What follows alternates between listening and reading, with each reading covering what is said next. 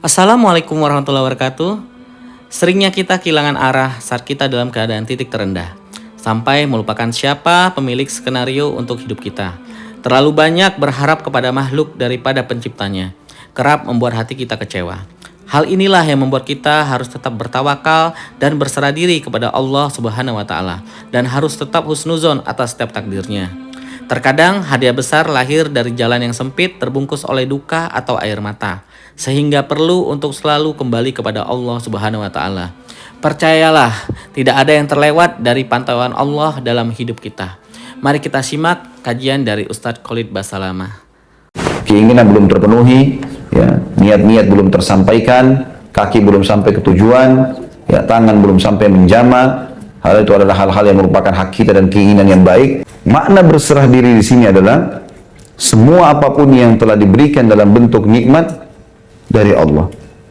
Semua cobaan pun dari Allah. Dan itu pasti Allah karena sayang dengan kita sebagaimana sudah saya jelaskan contoh tadi. Jadi jangan pernah berpikir Bapak Ibu sekalian kalau cobaan sedang datang, oh ini berarti buruk buat saya. Enggak.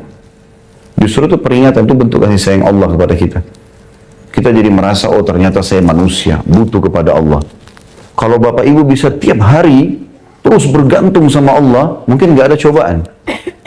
Kalau tiap hari, selalu kita bangun tidur sudah langsung berzikir, langsung bertaubat, langsung baca Quran, langsung ibadahnya semua, mungkin nggak ada cobaan. Masalahnya kan kita banyak lalai. Nah, cobaan kalau datang membuat kita sadar lagi. Kalau kita ikhtiarnya selain kepada taubat, selain kepada doa, nggak akan dapat solusi. Masalah itu terus bergantung. Tapi kalau kita kembalikan kepada Allah, kita akan temukan ada jalan keluarnya. Itu makna aslamtu, aku menyerahkan diri. Sebagian ulama memberikan, maksudnya dia menyerahkan diri, menganggap semua ini kebaikan bagi dia. Itu makna aslamtu. Makna yang lain kata ulama, aslamtu adalah berserah diri kepada hal-hal yang dasarnya Allah Subhanahu wa taala bebankan kepada dia. Seperti misalnya orang lahir dalam keadaan cacat, ya. Atau orang ditipu oleh orang lain, ya. Atau apa saja, maka dia juga berserah diri di situ. Ya. Artinya dia yakin Allah Subhanahu wa taala akan memberikan kepada dia jalan keluar. Potongan kedua, wabika amantu, kepadamu lah aku beriman. Dan kita sudah tahu iman adalah asas agama kita, karena ada 6 rukun iman. Iman kepada Allah, kepada malaikat, kitab-kitab, rasul-rasul, hari kiamat, dan juga takdir baik dan takdir buruk. Ya. Dan makna daripada wabika amantu, artinya aku beriman bahwasanya semua ini adalah ciptaanmu ya Allah. Dan sangat berhubungan dengan kalimat aslam itu tadi. Potongan ketiga, wa alaika tawakkaltu, dan kepadamu lah aku bertawakal. Sekarang aku sudah dicoba, aku akan ikhtiar ya Allah. Selebihnya aku serahkan kepadamu. Itu makna wa alaika tawakkaltu, dan sudah kita jelaskan makna tawakal tentunya dari awal bahasan kita. Dan hadis Nabi SAW banyak sekali berhubungan dengan tawakal, di antaranya hadis Bukhari. Kalau kalian betul-betul bertawakal kepada Allah, dalam hadis ini katakan hakku tawakkuli. Tawakal yang betul-betul luar biasa. Pokoknya yakin sama Allah, Allah akan bantu, yang penting saya sudah ikhtiar. Maka kata Nabi SAW, Allah pasti memberikan kepada kalian rezeki sebagaimana induk burung yang keluar di pagi hari mencarikan makanan buat anaknya yang disarang, lalu dia kembali sore hari sudah membawakan makanan untuknya. Yang butuh tawakal, ya. Pasrah kepada Allah Subhanahu wa taala. Tapi setelah ikhtiar, dan sudah kita jelaskan bedanya tawakal sama tawakul, ya. Kalau tawakul berserah diri kepada Allah tanpa ikhtiar, dan itu salah. Potongan keempat, wa ilaika anabtu. Makna anabtu di situ adalah kepadamu aku kembali, maksudnya mengembalikan urusanku. Ya. Apapun sifatnya, ya. Apapun perkara, sekecil sampai sebesar apapun, kembali kepada Allah. Masalah kecil, pengen keluar rumah, supaya Allah mudahkan, ya Allah mudahkan supaya lancar, tidak macet. Pengen ke satu tempat, ya Allah mudahin parkiran buat saya. Hal-hal kecil yang kadang-kadang orang tidak fikir. Itu makna inabah. Kembali kepada Allah walaupun pada hal-hal yang kecil. Dan memang Allah sudah ajar kita itu kan. Mau minum, baca bismillah. Minum hal yang sederhana tiap hari kita lakukan. Selesai baca alhamdulillah. Mau tidur, mau masuk kamar mandi, keluar kamar mandi. Memang semuanya disuruh kita inabah kepada Allah. Harus bergantung kepada Allah SWT. Ya. Kemudian wabika khasamtu, ada angka kecil 105. Lihat ya. Lihat nggak? Di bawah ada tulisan itu. Maksudnya dengan musuh-musuh agama. Kalaupun kita harus keluar berperang, memang karena itu musuhnya Allah.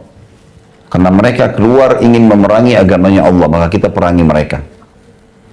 Itu makna umumnya. Makna khususnya adalah, aku akan memusuhi siapapun yang engkau suruh musuhi dari ahli maksiat. Ahli maksiat, orang yang berbuat dosa dalam terang-terangan melakukan maksiatnya.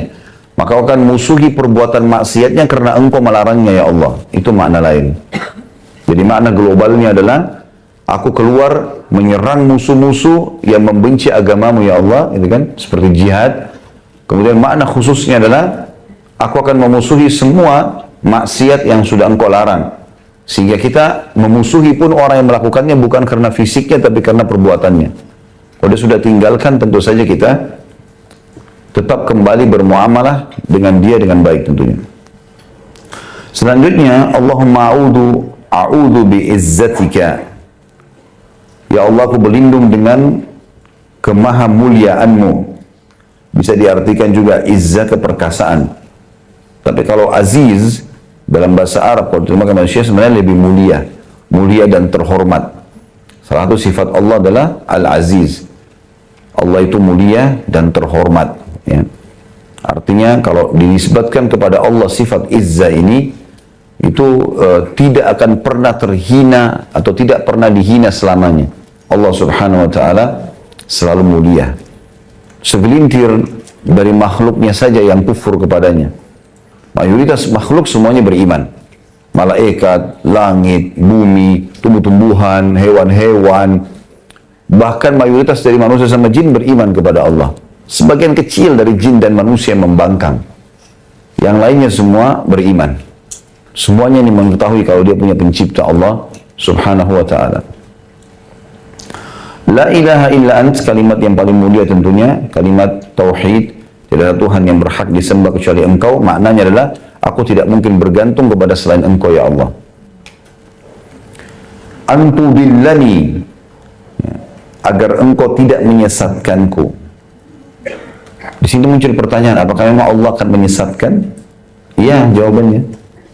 Yahdi man yasha wa yudhillu man yasha. Allah memberikan petunjuk siapa yang dia suka, Allah sesatkan siapa yang dia suka. Tetapi Allah menyesatkan siapa yang dia suka ini dengan kemahaadilannya. Jangan bayangkan seperti kita manusia. Kita kalau marah sama seseorang, lalu kita menghukumnya, itu berbeda dengan Allah SWT. Kalau kita kena emosi, karena ego, ya, karena mungkin kezaliman, kalau Allah tidak, dengan kemahaadilannya. Seperti misalnya kasus umat-umat sebelum kita yang telah Allah binasakan. Kaum Samud, kaumnya Nabi Saleh, kaum Ad, kaumnya Nabi Hud, Fir'aun, kaumnya Nabi Musa, Namrud, dan wilayah Babilonia, kaumnya Nabi Ibrahim. Semua ini kaum negeri Sodom, kaumnya Nabi Lut, Allah binasakan karena mereka sudah diperingatkan oleh Rasul. Utusan-utusan Allah ini bertahun-tahun tidak mau dengar. Maka Allah SWT sesatkan mereka sekalian. Ya. Makna sesatkan di sini, Allah di akhir-akhir setelah peringatan-peringatan terakhir sampai kepada mereka, mereka tidak mau, maka Allah tutup hati-hati mereka sehingga mereka sama sekali tidak dapat hidayah lagi. Dan mereka sudah tidak punya kesempatan untuk taubat. Makanya umat-umat sebelum kita yang dihukum ini, mereka 3 hari, seminggu sebelum binasa, itu Allah limpahkan nikmat yang luas pada mereka. Badannya makin sehat, mereka makin tertawa, ya. Hewan-hewan ternaknya makin sehat, tumbuh-tumbuh buah-buahannya makin subur. Cuaca enak. 3 hari, seminggu sebelum binasa itu. Maka mereka makin lalai. Allah SWT sesatkan mereka dengan itu. Karena Allah sudah tahu ini tidak akan pernah mau mengikuti petunjuk. Itu makna daripada dhalal atau antudillani. Dan Nabi SAW berlindung dengan itu. Jangan sampai ya Allah aku termasuk orang yang melanggar, tidak mau engah dengan peringatanmu, lalu kau sesatkan aku. Sehingga datanglah hukuman Allah. Karena hukuman Allah Bapak Ibu sekalian tidak akan datang kecuali pada orang yang sudah puncak pembangkangan. Ya, peringatan-peringatan datang, tadi saya kasih contoh tahapan-tahapannya. Nanti terakhir tetap ngotot lakukan, maka sekalian Allah hukum. Itu bahaya. Allah gunakan kalimat dalam Al-Quran tentang masalah ini, akhadnahum bagtah. Kalau mereka tetap lalai dan sudah sampai pada puncak peringatan tidak mau tahu, maka kami akan menghukum mereka sekonyong-konyong, tiba-tiba, dan mereka tidak sangka. Antal hayyul ladzi la tamut wal ins wal jin wal ins yamutun. Karena engkau adalah zat yang maha hidup dan tidak akan pernah mati, oleh karena itu aku memohon kepadamu, sementara jin dan manusia semuanya mati. Ini sifat Allah yang mulia, namanya Al-Hayy. Al-Hayy yang maha hidup. Biasanya di dalam doa-doa Nabi SAW yang lain digabung antara Al-Hayyul Qayyum. Seperti dalam ayat kursi misalnya, ya, Allahu la ilaha illa wal hayyul qayyum. Allah yang tidak ada Tuhan yang berhak disembah Tuhan selain Dia yang maha hidup dan maha berdiri sendiri. Atau makna lain qayyum adalah selalu mengurus makhluknya. Hayy ini adalah sifat mulia dari Allah SWT. Dan ada satu hadis yang mulia tentang masalah istighfar. Istighfar ini bisa mendapatkan keutamaan sampai membersihkan semua dosa, justru kan ada sifat hayy-nya Allah di situ. Yang bunyinya astaghfirullahil azim alladzi la ilaha illa huwal hayyul qayyum wa atubu ilaih. Kata Nabi SAW, siapa yang baca istighfar ini akan diampuni dosanya walaupun sebanyak buih di lautan. Penyebabnya adalah karena ada sifat Al-Hayyul Qayyum di situ. Ada Asma'ul Husna, nama-nama Allah yang mulia di situ. Dan ini juga menekankan, selain nama-nama Allah yang mulia Al-Hayyul Qayyum, juga menekankan kalau semua jin dan manusia, siapapun dia pasti akan mati. Dari Ibnu Abbas juga, radhiyallahu anhuma, beliau berkata, Hasbunallah wa ni'mal wakil. Qalaha Ibrahimu alaihi salam hina ulkiya finnar wa qalaha Muhammadun sallallahu alaihi wasallam hina qalu innan nasa qad jama'u lakum fakhshawhum fazadahum imanan wa qalu hasbunallah wa ni'mal wakil. Kalimat hasbunallah wa ni'mal wakil, kata Ibnu Abbas radhiyallahu anhu, cukuplah Allah menjadi penolong kami dan Allah sebaik-baik pelindung, diucapkan oleh Nabi Ibrahim alaihissalam ketika beliau dilemparkan ke dalam kobaran api sehingga Allah selamatkan. Dan diucapkan oleh Nabi Muhammad SAW ketika mereka, para musuh-musuh, mengatakan dalam menakut-nakuti, sungguhnya orang-orang telah bersatu untuk melawan kalian, maka takutlah kepada mereka. Ucapan itu justru menambah iman mereka dan mereka berkata, cukuplah Allah menjadi penolong kami dan Allah adalah sebaik-baik pelindung. Dalam surah Al-Imran ayat 173, dan ini diriwayatkan oleh Imam Bukhari. Dan ada riwayat lain masih di nomor yang sama, kita baca dulu semua riwayatnya, nomor 77 ini. Dari juga riwayat Bukhari, Ibnu Abbas juga meriwayatkan, beliau berkata, kana akhiru qawli Ibrahim alaihi salam hina ulkiya finnar hasbunallah wa ni'mal wakil. Akhir kata-kata Nabi Ibrahim AS saat dilemparkan ke dalam api ialah, cukuplah Allah menjadi penolong kami dan Allah adalah sebaik-baik pelindung. Surah Al-Imran 173. Kalimat ini kalimat penolong di saat seseorang muslim dalam keadaan genting, dalam keadaan sulit. Bahkan seseorang kalau bisa mengamalkan dalam setiap ucapannya ini, baik itu masalah kecil atau masalah besar, dia mengatakan hasbunallah wa ni'mal wakil. Kata para ulama, Allah pasti akan tutupi permasalahannya itu. Dan Ibnu Abbas radhiyallahu anhu menyebutkan di sini tentang masalah Ibrahim alaihissalam mengucapkan pada saat dilempar di api untuk menjelaskan, ketahuilah kalau Ibrahim alaihissalam selamat justru karena kalimat ini. Api berkobar, dilempar ke dalamnya dan selamat justru karena kalimat hasbunallah wa ni'mal wakil. Ada yang fitnah Bapak Ibu sekalian, hasbunallah wa ni'mal wakil. Ada yang ganggu, hasbunallah wa ni'mal wakil. Selalu kita ucapkan, Allah akan jadi pelindung bagi dia, ya. Kita pasti akan ditolong dan kita akan dilindungi. Dan kasus Nabi Muhammad SAW disebutkan dalam hadis ini, dan Nabi Muhammad SAW ucapkan pada saat orang-orang berkata kepada beliau. Jadi ini ahli tafsir mengatakan ini terjadi pada saat kasus Hamrat Asad, peperangan Hamrat Asad.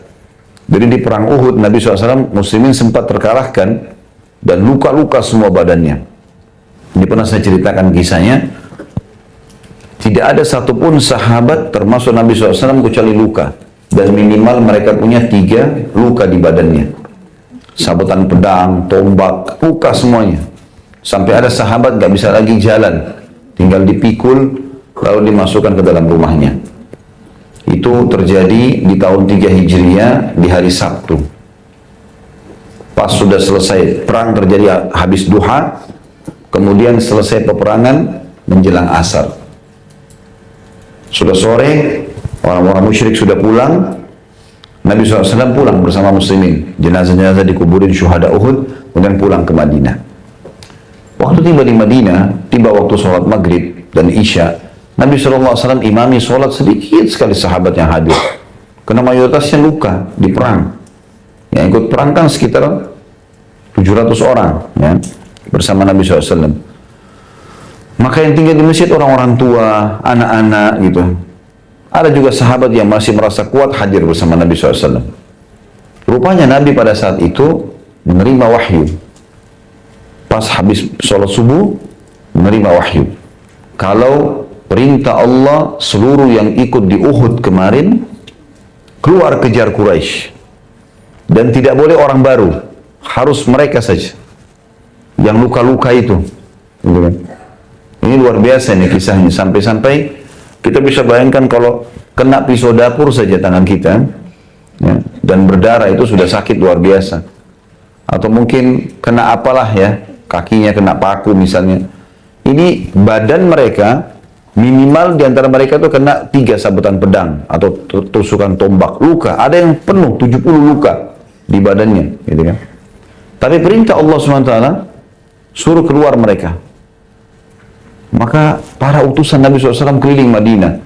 Wahai yang hadir di Uhud kemarin, dan bukan selain kalian, tidak boleh orang baru, bukan orang yang sehat, yang sakit-sakit itu kemarin.